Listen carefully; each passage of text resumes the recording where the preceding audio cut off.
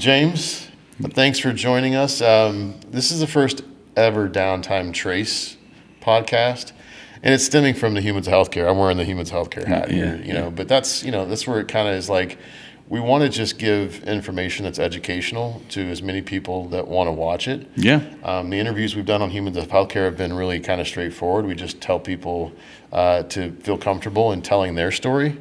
And I'm usually, like I was just explaining, I'm usually behind the camera. I'm not usually in the shot, but my team has been after me to get in front of the camera. So, we'll be going through this together. It's my understanding it's your first one, right? That's right. I'm happy to be part of the inaugural experience. Good. Yeah, we'll go through this together. Maiden voyage. Yeah. Right. Well, and I think it's like germane to what we're going to be talking about is, new things that we're hoping that people won't be afraid of, Absolutely. And so we're kind of facing one of these fears here together. And as much as I do this, it's still funny. I've got this major imposter syndrome, going on, where I'm like, why would anybody watch me? That's just kind of crazy. So, but the truth is, they love the genuine nature of the people that we've had on, just showing their vulnerability and being transparent about what they know. So, of course. But they're interested. I mean, they are, because at the end of the day, when they tell their story, they all are thinking about, how would I say that? How would I describe myself and my past? But that's always where we start off. So if you don't go back mind, to the beginning. Just kind of tell us about who you are. Yeah.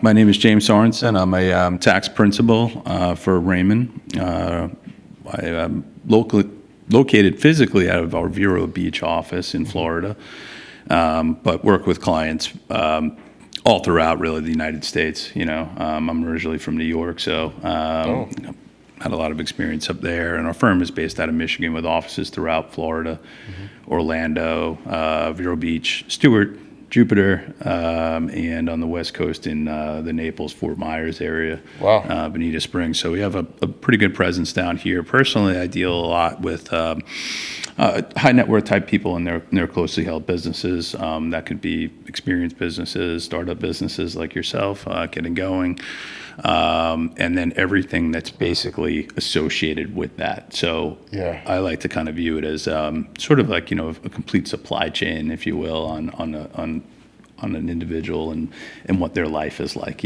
We're pretty much in the weeds with helping them, with everything that they have going on. So So that's my background. Let's stop you there. Like, when I hear Jupiter in that area, I think like Tiger Woods. I think about people. You said high net worth. I mean, there's probably, that's, so you're in it, right? You're in that world. I mean, that whole area, the Vero Beach area, I think I've heard has something of the highest number of retired executives in the I don't know if it's in the world or in the state or something like that. But that whole area is kind of a similar, we have similar practice areas, but we just have the offices. We all work together to try and help our clients out. But Jupiter does have a huge golf presence down there. They have a lot of courses, most of which I can't get onto, and they maybe wouldn't want to see me playing on, for their own marketing ability. But that's a big golf country down there, and a lot of pros live down there. They like to be in Florida for tax purposes, of course, and for the good weather that we have year round. So that's great. So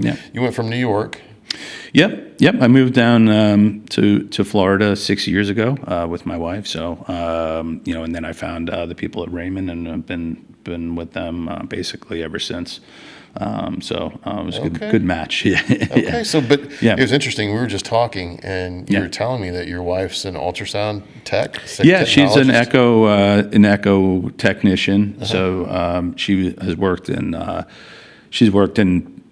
in the cardiology world her whole entire life, whether it be in the nursing side or on the echo side, using doing echoes on patients, doing vascular studies, things like that. So, and then, I mentioned years ago, I had some experience as well in, college type age, working for a company that sold ultrasound equipment. So familiar with I have a little background in it, and, and some, family experience. My wife much more than I do, but, that's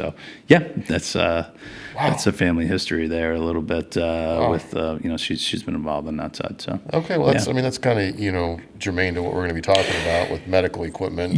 Right? I mean, it's our world, but it's just coincidental. I mean, you became a CPA. Like, what drove you to the CPA world or the accounting world?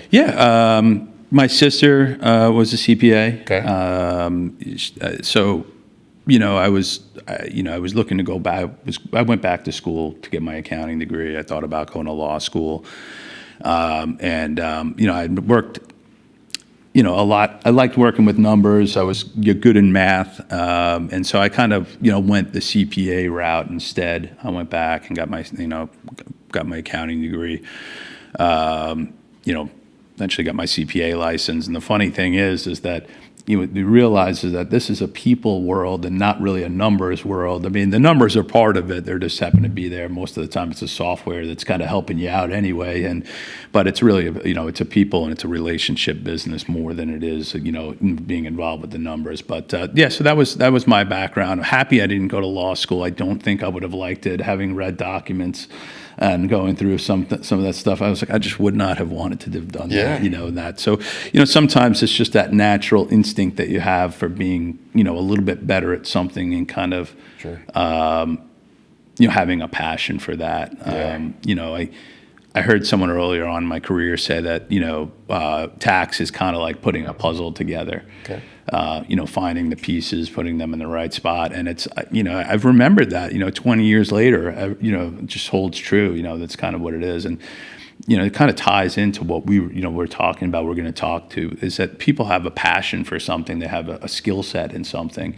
And, that's more often than not what drives you to, go into the, wherever that avenue is. I mean, there's certain limitations that we all have. I joked earlier that, initially I wanted to be a professional baseball player. And, by 11th grade, I was pretty much phased out. So, there's limitations, but you have the things that you're really good at. If you have a passion for it, usually you can get it there.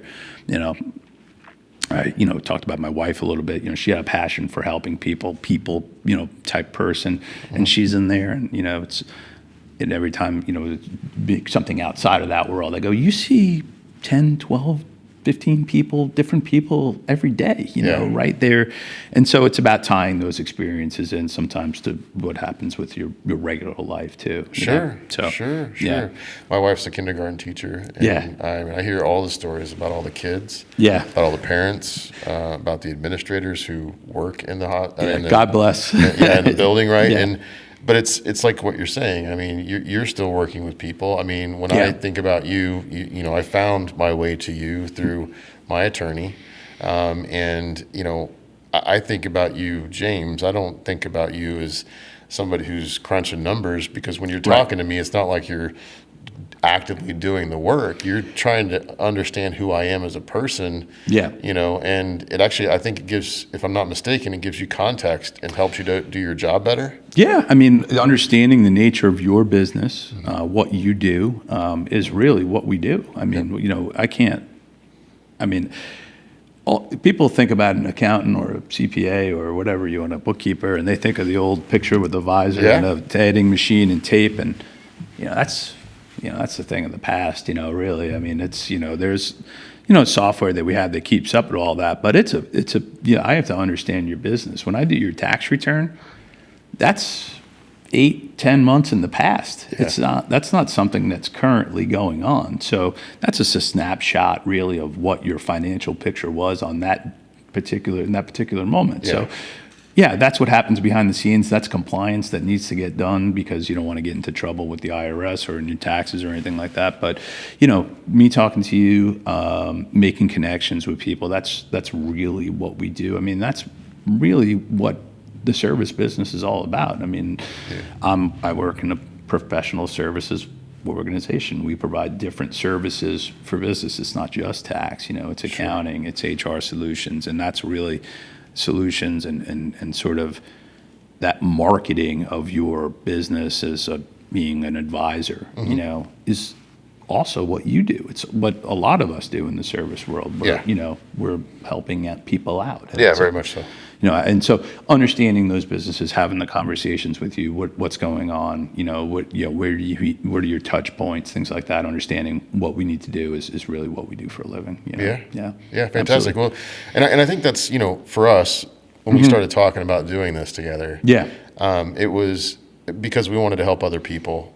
We wanted to maybe I don't know, understand the mystique that comes along with going into business. Right. And I just kind of start with telling my own story because it's very recent. I mean, I just started these companies a year ago. Yeah. And you know better than anybody else because, if those that don't know what he does for people is he gets into your stuff and he figures out how to best keep you safe. He helps with taxes. He helps with accounting. He helps with whatever. Frankly, he's helped with a lot more than I thought he might help with. But when we started talking about how he could help other people, through me, it was like educating those that are going to be working through the app, providing service to hospitals or imaging centers and making sure that they're safe and set up properly. And, and Absolutely. we hear in our business a lot, independent contractor, 1099, business, if you're in business for yourself, Yeah. LLCs, those terms are sort of tossed around. But I'll tell you, a year ago, when I decided that I was going to do this thing, Yeah. jump into business, I was worried because I didn't know what I probably should have known. At least that's what I thought. Yeah. But the truth is, there's no way I would have known this stuff had I not just said, I'm going to do it. Yeah. But the first step for me has always been kind of this who, not how thing, right? Right. Absolutely. Right. So if that philosophy is going to, help carry the day, it's, to me, it makes things simpler because you find people like you. But in my world, I reached out. I'm like that. I'm kind of weird. I say I want something, and then I call somebody. But I don't just call a regular person. I call the celebrity in that world. In this case, there's a guy named Scott Becker with Becker Healthcare. He's a big media guy, and so I called Scott and said, "Hey, you get a lot of people who come onto your platform who do interviews with you, and I'm like, can you help me talk to some investors because I got to raise some money." Right. And I didn't know where to start. So he's always talking to investors on his podcast, and so he introduced me to a guy named Matt. And Matt was like, "I got a guy for you." And he introduced me to Jack. And Jack was an investment banker. Yeah. And then Jack introduced me to an attorney because he understood where I was and what I was trying to do and the business that I wanted to start. And so he connected me with a guy named Joe, who's an attorney. Yeah. And then Joe helped me get my business set up, like the LLC, and knew exactly what I needed. Yeah. So along the way, people, when I would just tell them what I wanted, they took that and they knew what to do with it, right? Yeah. And also all I had to do was just, at the end of the day, blurt out, here's what I'm trying to do. And then they helped navigate me through that process. And so it was just one who that I didn't know turned into another who that I didn't know. And then these guys were so nice. That was the biggest takeaway I had is I was a little bit, oh my God, I don't know if this is going to work. I don't know. I didn't know what to feel. But every time I talked to them, they took me by the hand and kind of guided me through and said, I know exactly who you should talk to and when you should talk to them. Here's what you should ask. Yeah. And then you'll come back around to me potentially, but I don't need anything from this. I'm just trying to help you. There were so many people that weren't charging me that wanted to help me, and, right. And I have to imagine, and you and I have talked about this and we'll go into it a little bit, but I go big when I go, I called Scott Becker. Yeah. Because I'm like, he knows everybody. Yeah. But I could have just as easily gone to my aunt, who's an accountant, right? Right. Who's a CFO at a major corporation. And she could have given me some advice on who to talk to. Yeah. So I kind of got there, but that's the most intriguing thing to me. And that's how you and I got together is my attorney said, hey, we work with this great CPA firm. And then he connected me with, somebody you work with. And that's how I got to James. And so James is now in my circle. Right. But I met him through strangers, and it was the easiest, coolest thing I've ever done, and I'm so proud of the fact that I got to you through this chain. Yeah. And so that's what we kind of want to talk about. I just wanted to kind of set the stage for how this was going to go today. It's going to be a lot of who, less about how, but, I think the way that I got to you was kind of important to set up for this conversation. Well, it's funny as you were talking, I was kind of thinking a little bit you don't think about how you're organized too much, do you? No. Because you went there and got it set That's up right. So, That's right. But yeah, it's funny, right? It's 6 degrees of separation, sort of, right? Yep. You have all these people. You talk to one person, they connect you to another person. and then ultimately you wind up in the right spot, But what you did there is you started and you had that initial conversation with this Scott Becker gentleman, who you spoke with.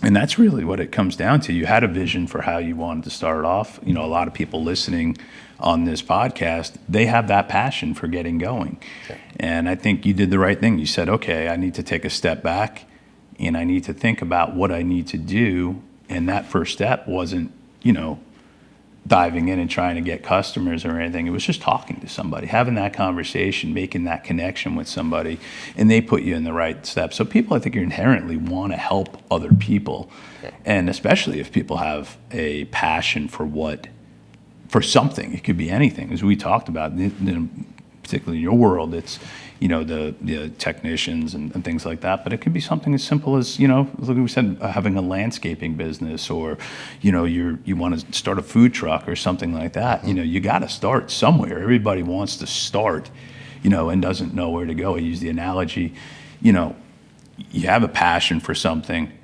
It's kind of like walking into a library and deciding I'm picking out one book, right? Like, okay, I want to get into reading, but I walk into this library and I'm overwhelmed. And what do? You walk out. Yeah. And you go, you know what? I can't. That's too much for me right now. So I think the first thing is what you did, and that's what everybody should do, is take a step back. In your case, you mentioned you spoke with Scott. It doesn't have to be the most important person that you know. It doesn't have to be somebody that's in business. Rely on your network.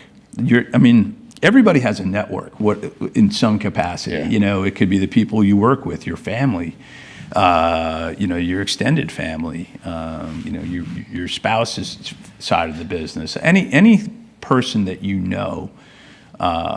could be a resource for you in any capacity, really. But here, when we're talking about this, reaching out to somebody,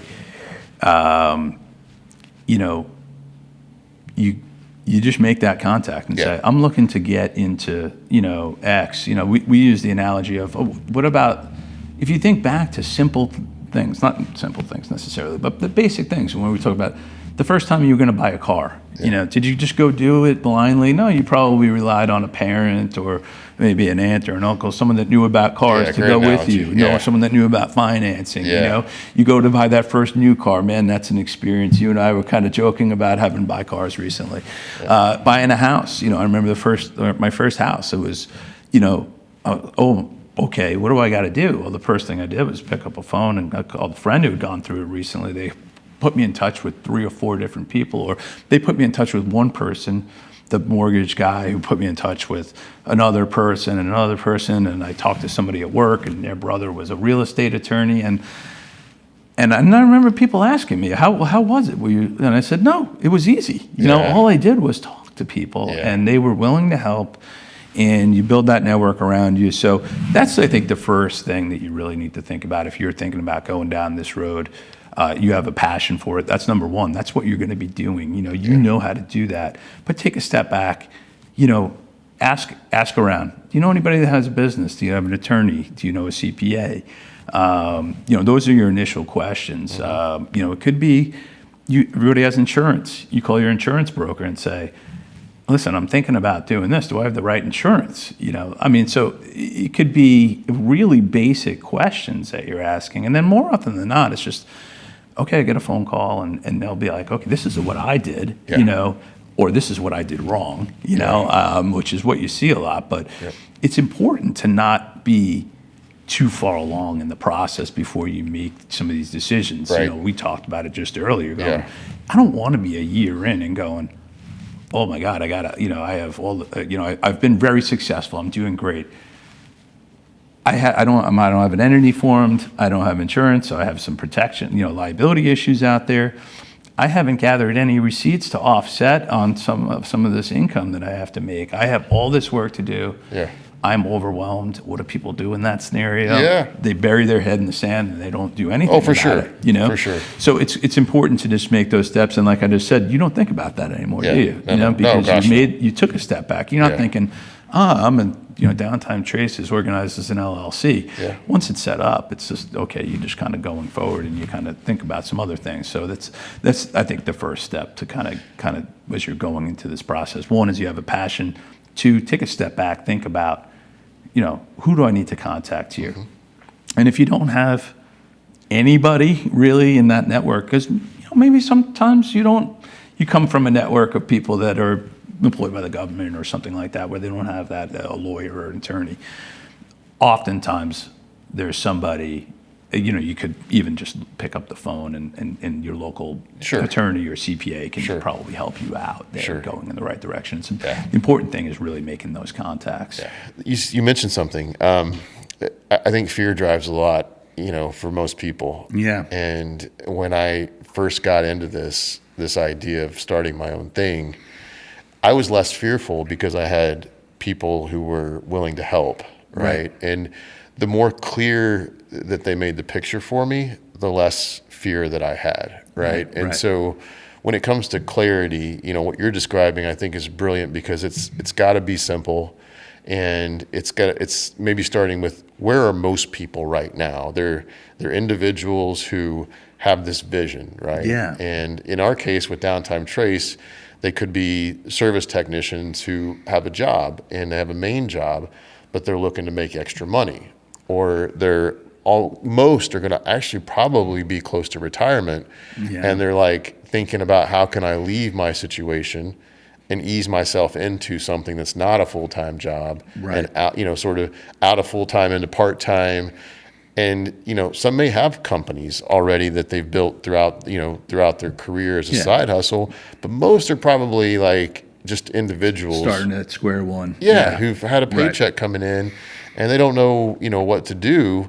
And I'm hoping that this podcast can be like, okay, if you're that person, here's what you do. And then other people might come in at different areas, but maybe we can start with that individual. So I think that when you're an individual, you're a technician, and you're, like you said, you're looking to maybe make some extra money. You're looking to do a little moonlighting. Maybe you're all looking to kind of branch out on your own, or you're gearing towards retirement. The approach is going to be very similar across the board on what you want to do. I think it's important to kind of focus on some terminologies. We'll have some, you'll hear things thrown around, like a 1099, independent contractor, LLC, corporation. Those are the terms that you'd kind of hear a lot. At the end of the day, you're doing the same thing. You're out there, you're fixing equipment, right? But the way you're organized is going to do a couple of different things.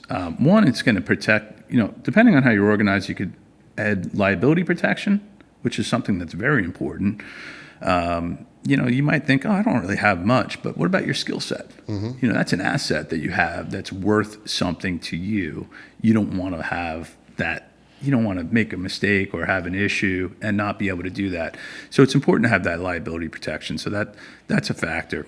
Actually, I'll stop you there. I had that mindset when I went in. For a long time. So I didn't have much. I grew up without much. And so I'm not, I'm thinking about, I don't have assets that they can come take from me. I mean, like, who cares if they sue me? There's nothing that they can get. You can't get blood from a stone, right? But then I started getting, I had some wins before I left my last career, or the corporate entity that I was in. And then I started thinking, okay, my wife would be mad if we lost stuff, because she's a big saver, she's a former CFO. And so she's got this mentality. And so I started seeing the world differently. Like, I do have something to lose, but I've been on both sides of that spectrum. Mostly where I don't feel like but like you just said, you can lose, the ability to perform what you want to do. There's stuff that is liability too. Think about yourself in 3 years or 5 years and whatever you've built. You want to have that there. You don't want to. I use the term a lot with my clients, with you. We talk about it. You want to be able to sleep at night. This isn't something that to sort of kind of make a decision. No, I'm not going to do that. Like this Yep. is something you want to have in. So when you're getting organized, that choice of entity will make, just kind of getting back a little bit to what I was referring to, the impact usually will be on the liability protection that you have, and the way that you're taxed really is what the two outcomes are of how you're formed Gotcha. in that world. Gotcha. If you hear the term 1099, someone say, I'm a 1099. That's just a form that you get that reports your income at the end of the year, no different than a W-2. So a lot of people think, I'm a 1099. But what you all are also is an independent contractor or a sole Gotcha. proprietor. Cool. Those are all synonymous terms. That income is all going to be reported the same way on your Schedule C. Yeah. You have expenses to offset it. And if you're not organized with the state or not organized as an LLC, that's it. It's just Danny Mobley, Yeah. Imaging technician, Yeah. James Sorensen, accountant, and that's all it is. There's nothing there. You can have your insurance policy through your own name, and you can tell them that you're running your own business, but those are all the same thing. There's no difference there between that, between any one of those terms that you'll hear. 1099, independent contractor, sole proprietor. Yeah. Those are all the same. They're using the same terminology. Yeah, Right? yeah, Okay. yeah. And the idea behind that is that you're not a W-2 employee. Okay. So you, as a W-2 employee, it's about control. Yeah. Your employer tells you when to show up, it tells you when to go home. I mean, Yeah. aside from if you're on PTO or something Right, else, right. whatever it is. Right. They set your hours. You get a guaranteed or a fixed salary, or you get paid hourly depending on what you do. A 1099 has the ability to work for different people. The control aspect is really the difference. Okay. They can take a job and they can get there in an hour. They can take a job and they can get there in 2 hours. And it might take them, depending on your skill level, it might take you a half hour to fix. Yeah. It might take some people 2 hours to fix. Sure. So that's just the way you're paid is a 1099. They just give you a check right there for what you do. You would fill out a form called a W-9, which all that is you go to work for the hospital. You probably have to put that information potentially into the app. Oh yeah, for sure. Yeah, and that'll just kind of give the ID number and the how they're organized. So if you don't have an LLC, if you're not formed as a corporation, that's just going to be all your personal information. Okay. Your social security number. So they'll give you a 1099 at the end of the year. You made $800. Here's my 1099. I put that on my individual return. You add them up at the end of the year. That's your Schedule C. So that's what the most basic form of organization is. There's no state filing with the state. There's no filing with annual reports or anything like that. But you don't have any liability protection. That's all free. So what you just described, right, is Yeah. you don't have to pay any money to be a 1099 employee. You don't have to pay anything to be a W-2 employee either. So you're Just your normal expenses that you would have from doing the job that you perform. Oh yeah, for sure. Yeah, for sure. but no setup organizational fees or anything like that. exactly. You don't have to go pay anything to anybody to get a 1099 or to get something set up. Yeah. It's like you got your W-9, your form that you have to give to these entities that you work for, Yep. so they can keep track of who you are. And then at the end of the year, they give you a 1099 that Yeah. says this is what we paid you.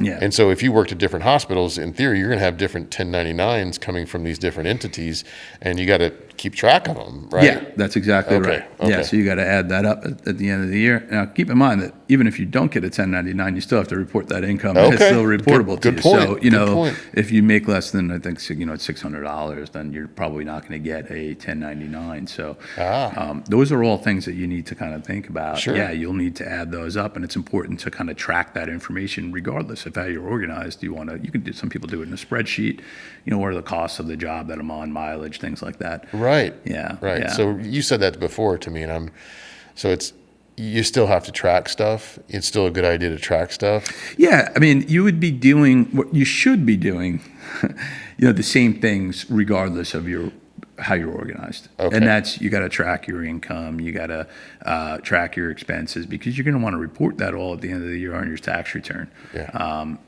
Especially, I mean, your income most likely will come through in these W-1099 forms, which you can add up, but if you're not tracking it, what if you miss a job? What if so it's important to keep organized and make sure all that information is tracked accordingly throughout the year. Because it can get overwhelming to have to go through it all at the same time. So, it's good to, kind of keep a spreadsheet or some kind of organizational form that you have. Okay. Yeah, like doing your own personal tax. Like I did that for so many years. Like, yeah, I mean, so I think a lot of people think, oh, well, my accountant, he's going to do it and he's going to create magic. Well, you can't create something out of thin air if you don't have any support or background for it. I thought that for a while. Yeah, you're going to show up on April 14th and say, here, do my taxes. It's just not, it's not going to work like that. You're going to have to be organized and have everything kind of assembled for them to do it. Now they can have, interview, have questions and things like that they can ask about,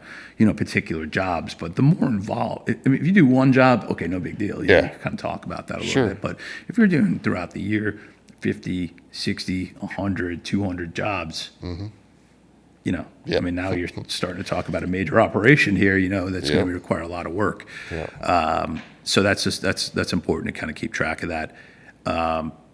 If you organize as an LLC, there's a lot of different ways that you can go. I'm going to try and keep it kind of simple here at first. Sure. An LLC is just an organization, state organized under the state. So, Downtime Trace. So pick a state, right? Yeah, you're formed in the state of Florida. You're the sole member. You're a single member LLC. So anyway, take a step back from that. LLCs, you make a formation with the state that you're forming in, that you live in, most likely, and you can do that through an attorney. Can help you set up with that, or there's companies like a LegalZoom out there where you can kind of do it online and set up a simple formation, and they'll help you out with those kinds of things. That will require typically an annual reporting. But your taxation will be the exact same thing, assuming that you just have one member and you're just going to be a single member LLC. You're what they call disregarded for federal income tax purposes. Okay. So what you get there is you have the limited liability protection that is awarded you by being formed that way, in addition to your insurance that you would normally have, your normal liability insurance. If hopefully you have some of that as you're going through. So you just get that extra level of protection. So they can go through the assets of the company, not your personal assets. That's what I was getting at. So, so LLC is limited liability company. Right? Limited liability corporation. Corporation. Okay. So okay. Synonymous. Thank you. So 1099 is over here, and it's, that's not an LLC. Correct. In order to become an LLC, you have to fill out forms and file with the state that you want to form the LLC in, right? Yeah. And then so the LLC then becomes the entity that the government will recognize versus you as the individual. Yeah, so when you show up at a job, you'll fill out that W-9, but you'll put the name of your organization on it. Okay, cool. Yeah, so, I mean, an attorney can kind of help you kind of see the whole chain up and down, and they can kind of get you an EIN, which is basically the business's social security number. Yeah. Well put. Yeah, because then identity theft is a big issue these days. Major problem out here. We all live in a digital world. Yep. Do you really want your social security number floating around on some piece of paper and you don't know where someone filed it? I wouldn't. Great point. So, that's something to keep in mind with. And I'm not sure, but with LegalZoom, they might be able to help you with the organized, but you might have to file for an EIN on your own.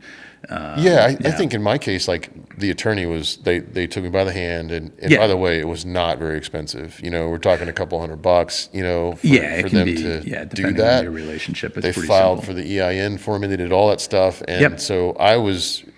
For me, that was turnkey, and that was essential for me because I didn't want to. But I saw how they did it, and it wasn't really that complicated. I mean, at the end of the day, to get the EIN, which will, like you said, I love the way you said that because I never saw it like that before. Yeah, it's going to supplant your need to put out your social security number. That's correct. You can put your company name now instead of your name, and you can put the EIN number instead of your social security number. Versus LLC versus 1099 is what I'm holding my hands up like this for. Right. That's what I'm kind of trying to help illustrate. I mean, and this is the kind of stuff I swear I didn't know. I mean, I'd heard some things, but I wasn't sure. And the attorney, I'm a who not how guy, right? So the attorney helped me with this side. Yeah. And you've been helping me also understand these differences as we go forward. Like, here's why you would do one versus the other, because at some point there's going to be taxes involved. Yeah. Right. And there's going to be this entity that's called the government that's going to, come calling. And how do you want to represent yourself? And, there's differences in the two when it comes to that, right? Yeah. I mean, and there's ancillary benefits too. I mean, you can have your own name and do what they call doing business as, but you set up your LLC, Downtime Trace, you're like, Gotcha. okay, the marketing purposes, whatever, as opposed to John Smith, Right. technician or something Right. like that. Do you want your name out there for every single person to know or whatever? I mean, not that that's necessarily that big of a deal, but one thing that you might just also want to keep in mind is those documents, the formation with the state, that's not something that a CPA can do. They can't draft documents and those forms, so that would have to be done by an attorney. Okay, good call. The formation with that. Sure. So those are just little nuanced things. And then what that allows you to do kind of is start to separate, John Smith technician from John Smith LLC. You have your EIN, you have your formation documents, you're organized with the state. Now you're starting to get organized. You can open up a bank account in the LLC name. You can get through the banking situation, maybe you can get a credit card, and that will help you track a lot of those expenses. Now, could you do that through a separate bank account on your own? Yeah, but what happens is that most people start to commingle those things. But if you want to really track, see how your business is doing, be able to benchmark, do things like that. I like having that separate entity set up, so you have that separation of church and state there. Oh, good call. And I'll stop there too, because I do remember that when I went into the bank, I had my legal entity set up, the LLC that I set up, right? Yeah. And they also asked for the EIN number. Yeah, and probably the operating agreement too. They did. Yeah, they asked for all the forms that I had completed that were stamped by the state. Yes, exactly. Right. And so, but that's another entity. You have the bank now, right? Yeah. So you have to go to the bank. And I walked into a Chase Bank. It was that simple. And my local Ocala, Florida, her name is Elisa, and I've become close with her. Yeah. But she is, another person as a who, not how thing, who's like, here's what I need. And she took me by the hand and she walked me step by step. And then I applied for a credit card, and, it went off my personal credit. I was backing what the LLC was. And I got a credit card all at the same time, to help with expenses, and which made it help easier to track it at the end of the day too. That's further down the conversation, I'm sure. But so now it's, I had an attorney, I had a bank, and then, eventually I got introduced to you. So I have somebody who's a CPA who's focused on my taxes and keeping me safe from that perspective. And all in time spent, I'm probably 3 to 4 hours into my total time spent at that. And now you're sort of ready to hit the ground running. If you have all those things in place, think about it. Like, you're going to go out there, you're probably going to have some expenditures before you start making income. Yep. And if you're working for a hospital or a big organization, it's not like you're going to walk out of there with a check, That's right. Most of the time. It's going to take 30, 60, 90 days for them to process. So it's important that you have maybe some credit available to you so that you can, not that you want to ring up a bunch of debt, that you have to pay off, but you have to put gas in your truck or you need to buy tools, or you need to buy things like that. You have that credit card. It's they can give you a debit card too, but it's always good to have a little bit of protection, as we mentioned, from identity theft and theft in general there in those regards. Good point. And it's just something to kind of keep in mind. When I use my credit card, like, the cool part about that is if you have a company credit card versus your individual debit card, I've actually had overcharges by like hotels and things that happen in the normal course of using your card for expenses, and so you can be double charged. You can be sometimes it's fraud, but sometimes it's just simple mistakes. Human error. And I would just go back to the credit card company and they would take care of it. And you don't want to be out of pocket for that cash. Great point. Great point. I mean, even something as simple as thinking about, like, going to fill up your truck or your van or whatever you're using with gas. They have a lot of those those scam things Yep. on the Oh, thing, yeah, you know. where you swipe. So Yep. if you have that and that's linked to your bank account and they're coming in there and they're pulling out, it can be a while before you get that money back. Yeah. If you do. So so a lot of times, usually the credit card companies have a little more flexibility. So Yeah. you all have that under the umbrella of your LLC, Yep. and then you can start to, maybe if you want to go down a road, that makes it easier to set things up as far as keeping track if you want to use a software like a QuickBooks or something like that. Yeah, the statement's been helpful because Yeah. I went QuickBooks route, which is a separate thing from the bank, from the attorney, from Yeah. the CPA. QuickBooks Online is what we ended up going with, and Exactly. it's really simple to get into. It's all automated. Yeah, you you know. can link everything right to it. Yeah, and that's it what I was really going to makes say. it Is that's the easy. cool Yeah. part. It links to your bank account, so it tracks everything for you. Now, our business is going to be pretty big, right? Yeah. So, and more complex. But I could see if I was a technician that I could do it in a spreadsheet, just as using my statements from the credit card, using my statements from the bank. Without question. That's not going to be too hard. Yeah, most of the time you can download and export things into a very manageable Excel spreadsheet, Right. and you can kind of, most of the stuff that comes in is going to be income, and then your expenditures going out. You just need to track it, but it makes it so much easier to have everything set up going forward rather than going, I got to go through my individual bank statements. I got to pull out what's a business expense. I got to look for where those deposits were. It's a pretty timely situation. Sure. And if you're worrying about that, then you're not worrying about your business, and you're also, like I said, are you sleeping well at night? You know, you're just kind of sitting there going,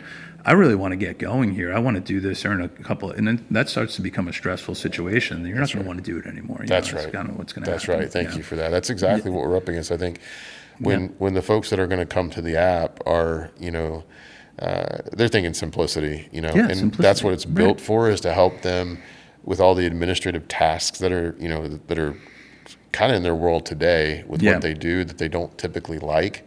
So it is about convenience, and so these steps that we're talking, again, you're probably half a day in, getting yourself organized, and that day of worth of investment up front, it's not a day, all one day, it's like spread out over time. Sure, yeah. But that one day will save you a lot, like maybe 10 days worth of hassle in the future. It pays right? dividends. Yeah. And then think of, not to keep harping on this, but all that time that you spend between not setting it up and when you do set it up, you're sitting there worried about it. That's right. And so you want to have that, like that. okay, what am I good at? Like get everything set up, get it organized, and then focus on what you're good at, and then that the rest kind of takes care of itself. In that regard, then you can kind of go to your CPA and go, I have when it's time to do your taxes, But you can talk to them throughout the year and kind of get everything set up. They're helpful with getting things organized, chart of accounts if you decide to go to the QuickBooks route, or just kind of getting it just a template set up in Excel so that you can kind of track everything, and you can kind of then go, when you're ready at the end of the year, go to them to file your taxes, and you go, oh, okay, this is all put together pretty easy, So there's not that stress associated with it. They can do it on their own sometimes, Yeah. But the truth is, like, for me, there was complexity that was introduced into my life going from a W-2 employee. I didn't want to mess it up. That was my main driver, is that if I mess this up, I could get in trouble. There's real consequences from the IRS that could come into my life that I want you sleep at night. You said it, but I think that's where I was. Well, everybody has a different level of comfort, know, and some people have a mind for being able to kind of put this stuff together and organize it. And some people go, I just can't do it. I don't want to be bothered. Yeah. So I think most people understand what kind of person they are. And, sure. That's kind of part of it. Do I want to go get, have somebody else help me with this? Or can I can put this together. And obviously everything also comes down to the size and complexity. If it's really, you're like, out there really, knocking doors down and doing a lot of business, then, you're going to have a lot more to manage. So it's a little bit different. Oh, yeah. Versus if you're just doing like a job a week or something like that, where it could just be pretty okay. I spend a couple hours doing that job, let's just say, and then I spend a half hour just organizing it so that I can see what I did. Yep. And the good thing about it, a lot of this is accounting terminology, and you talk about being organized with the state, or this and that, and your taxes. But just from a business perspective, if you're pretty organized, you can kind of see how you're doing. You know, does it really make sense for me to be putting in a lot of time to be doing this kind of thing? So the more organized you are, the better you can see how you're doing, and if this kind of like makes sense. And to take that a step further, piggyback off of that a little bit. You're organized as an LLC, you're doing well. That entity is a lot easier to add a partner to. Versus, okay, now I'm organized as a sole proprietor, or, now we have to form an LLC. Now that can be done too. I mean, that's absolutely totally possible, but, that's an easy process to kind of get somebody, to grow. To grow your business, to add them to your as a member in your LLC. No, and I appreciate you saying that, because it goes back to the app. When we thought about that, sort of like, what's the path for somebody to grow? Yeah. And the traditional independent service organizations in our industry started with one person. Yeah. And then, and here's what I think. My theory is that they started with themselves, and then they got comfortable with it. And then they said, okay, this isn't as complicated as I thought it was going to be. I can just multiply the work by adding more people. Yeah. And you don't have to give equity to that person. You could just pay him, an hourly wage. I mean, there's lots of different things. Yeah. Lots of different ways to get there. But that opens up at some point if you have ambition, right? Yeah, if that's the route you want to go down. That's right. You start talking about adding different geographic locations, having different people be available at different times. Yep. And then that speaks to your brand as well. If a company knows that they can rely on somebody, they can pick up the phone and call somebody, and they're going to come because they have multiple people within their organization, versus, they might come, they might not. I know I'm using the term phone, but sure, that's an totally, yeah, absolutely, something like that. And it's just more revenue streams that they have available. So that's it's something to think about. I mean, if you're organized, it's going to be a lot easier to take that step to grow, and the more comfortable you become with your environment. I mean, and that's the who not how thing for me too. Is like you start doing the things that you love more and more of those things, so you're not bogged down by these things that don't really. At the end of the day, they matter, but they're not something that drives your passion and intrigue. It's not what you go to work to do. In our world, it's fixing equipment. That there's so much satisfaction when you get done fixing equipment. It's like you get that instant gratification, and but you don't get that most people in my world don't get that by keeping track of the data and the finances and the taxes. Like that's well outside of what they want to be doing. So, it's 100%. And that's why I say, like, you get it set up, and then you can kind of focus on what you're good at. But it is important to do because, you might not have the overhead of a traditional, like, brick and mortar location where you have to worry about inventory or, employees or something like that, maybe. But, you want to see how you're doing. You want to see what's going on under the hood, and be able to measure that. From month to month or year to year or quarter, however frequently you want to get in there and do it. And if the more organized you are, the more you can see that. So, and it's just important. Like going back from the beginning, take a step back, make that phone call, have that connection with somebody that could put you in touch with the right people, because that first step then kind of allows you to, kind of grow from there. And, you'd be surprised what you kind of find out when you kind of pick up the phone to call somebody. They might have a lot of good, helpful hints, and it might be maybe an informal mentor that you kind of build there out of that as well. Been my experience, and I think that's where we can kind of bring this to an end. Is if they happen to get a hold of you first, I can tell you James is going to be one of those people that will take you by the hand and walk you through the process and give you information about who you can call for an attorney, who might be a good banking solution for you. The right, not that he's telling you what to do. It's just that he can give you some advice, and you can take it or you can leave it, but it's something that you're happy to do. Yeah. I mean, and everybody's, there's not always a right fit associated with every person, with every attorney or every CPA. Right. But I can tell you what, if you're picking up the phone and you're talking to somebody, more often than not, they'll like you said, be willing to help you. And like if somebody called me and I said, well, you're not typically a a client would have, why don't you call this person? Why don't you call that person? Yep. And, we can connect it. I mean, the term a lot of people use in this profession is, like taking a quarterbacking approach. We can't do everything for everybody, but we can not kind of know the connections, kind of spread that ball around to the right people, Right. whether it be in insurance or the attorney, the law side of it, the attorneys, even people within certain industries, that you can kind of make connections for people. So, because of the fact that most of the time the CPAs are connected, the banking world, everything, so they deal with all of those, kind of think about it like the center kind of being the hub of this, and then everything kind of hubs out from there a little bit. Sure. But typically, if you speak with one professional, they can link you up with another one. Yeah. The kind of what you'll see. Yeah, it's my experience. I mean, everybody's been great. I mean, I just had to ask for help. I had to let them know what I was trying to do.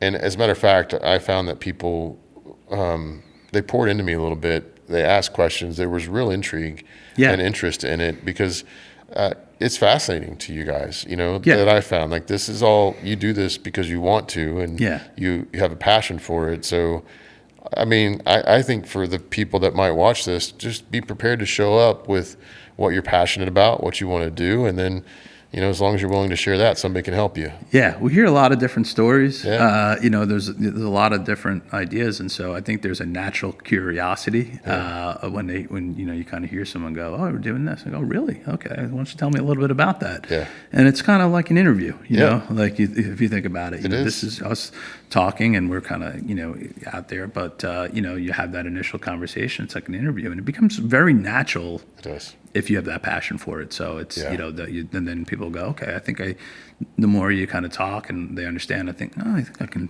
put you in touch with this person and they can help you out. Yeah. Yeah. It's great. And Yeah. I never got a bill from these people that helped me. Never once. And they never, they've Don't always be prepared for that, but right. They've actually, the people I was able to connect with, they've actually been going above and beyond. Like the Scott Becker guy I mentioned, he's helped me with pitch decks. I mean, investors are a whole nother slew of complications, but that was another thing for me I had to get over. I had to ask for money, and I went out and did it.